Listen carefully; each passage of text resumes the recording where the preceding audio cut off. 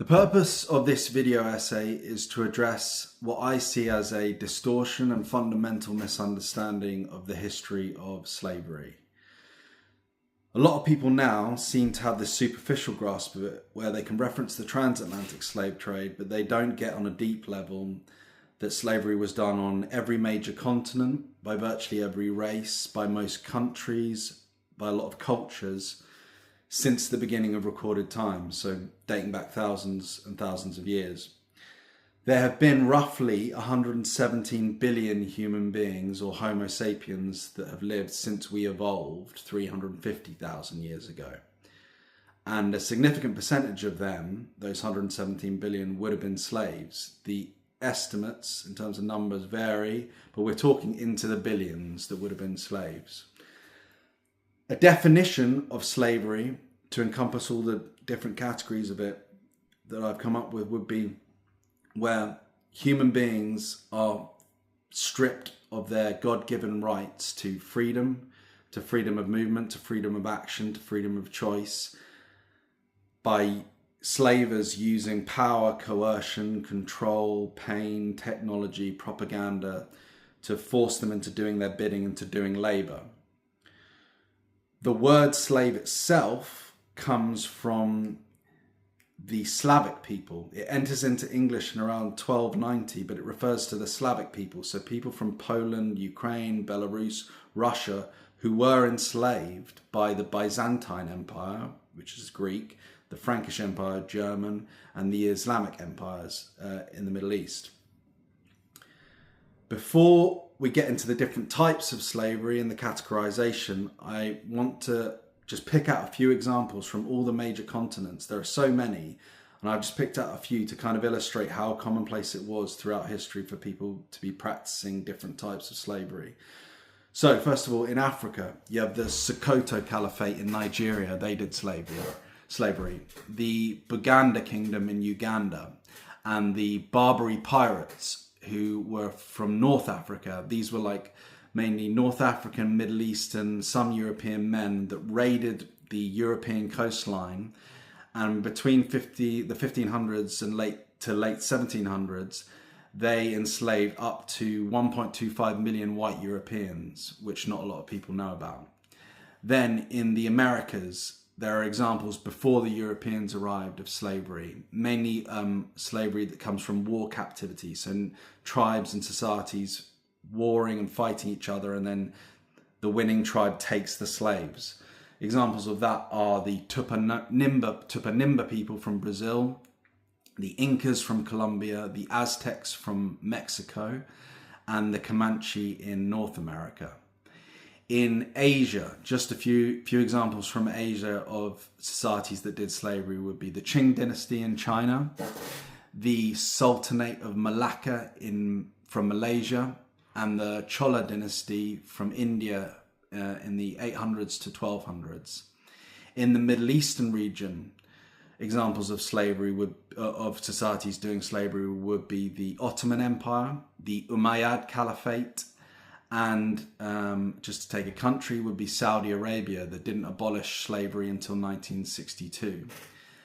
The Europeans, they engaged in the transatlantic slave trade, so nations like Portugal, Spain, Britain, Netherlands, France.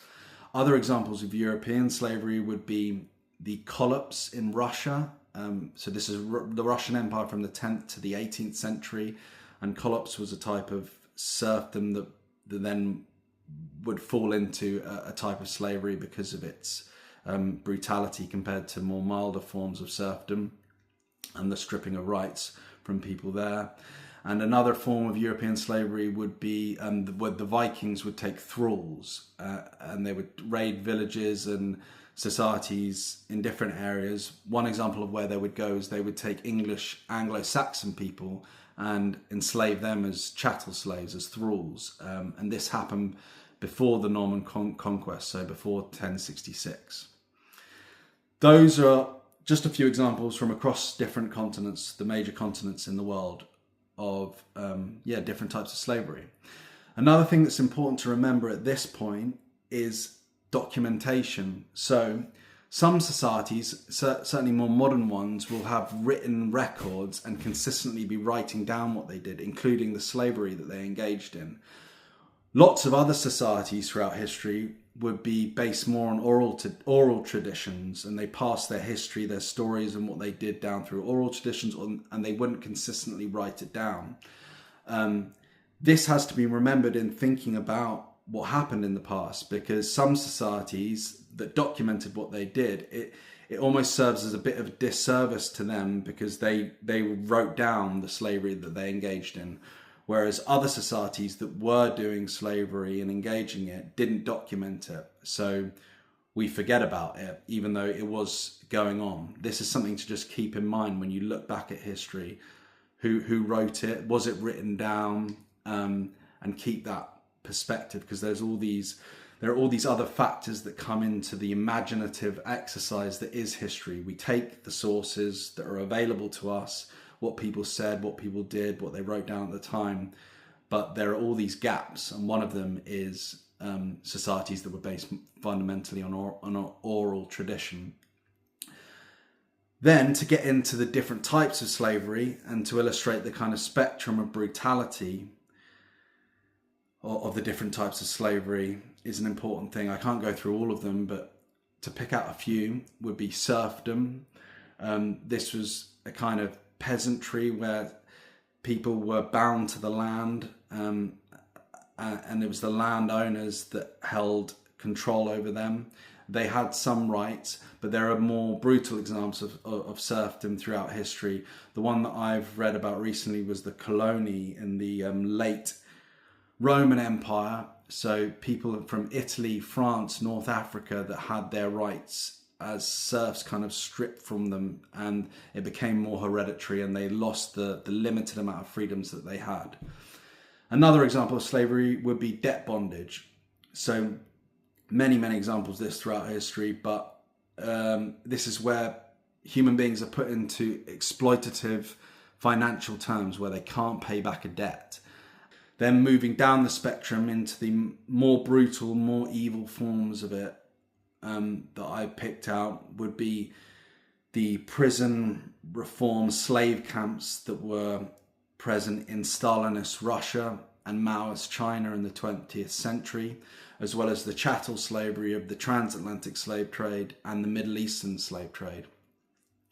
So, Stalinist Russia, this is from 1929 to 1953.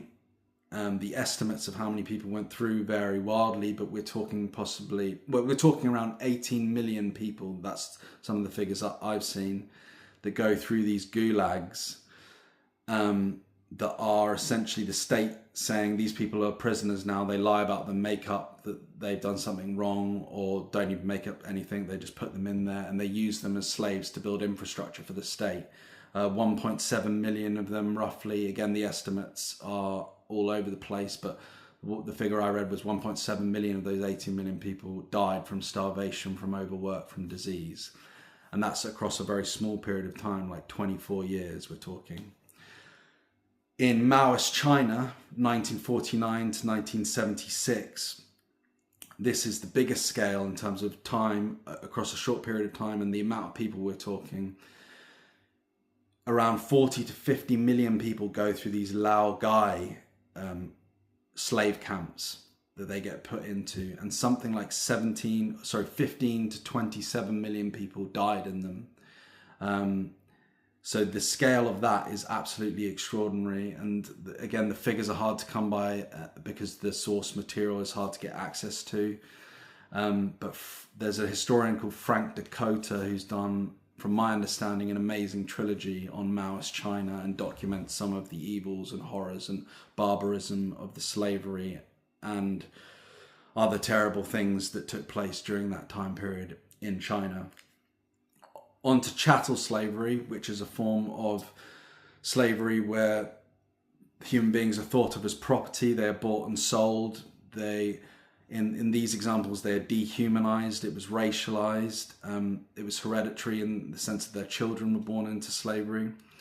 The Transatlantic slave trade was an example of that. That's where 12.5 million Africans were transported across 350 years, from the 1500s into the late 1800s, from Africa into the Americas, predominantly into South America and into the Caribbean. I think it was 90% of them went to South America and the Caribbean, and a smaller percentage, relatively 4%, go into North America.